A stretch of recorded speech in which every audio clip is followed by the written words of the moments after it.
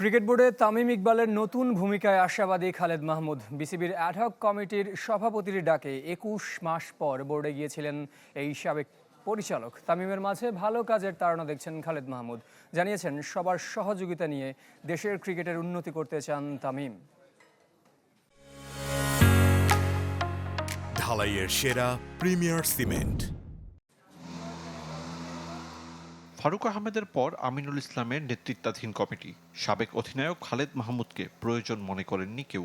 Board ভেঙে ad hoc committee গঠন করেছে জাতীয় ক্রীড়া পরিষদ। তামিম ইকবাল সভাপতি হয়েই খোঁজ নিয়েছেন খালেদ মাহমুদের। ২১ মাস পর বোর্ডে এসে আলোচনায় মাতেন তামিমের সাথে। এই প্রথম বোর্ড ছাড়ার পর কোনো প্রেসিডেন্ট ফোন করে আসলে যখন ডাকছে তখন তো এটা তো কেন নো, ঠিক না? তো এই জন্যই যাওয়া বোর্ডে আসলে অনেক দিন পরে, প্রায় ২১ মাস পরে মনে হয় বোর্ডে গেলাম প্রায়।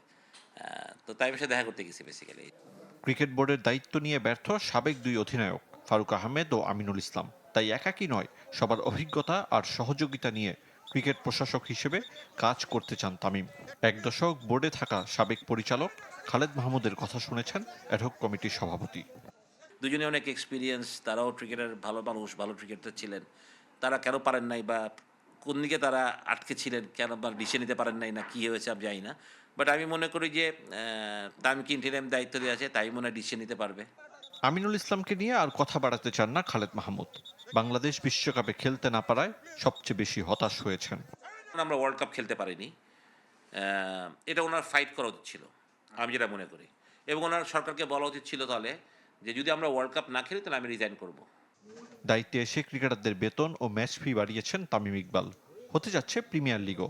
কাজগুলোকে ইতিবাচক হিসেবে দেখছেন খালেদ মাহমুদ। আরিফুল ইসলাম, চ্যানেল 24, ঢাকা।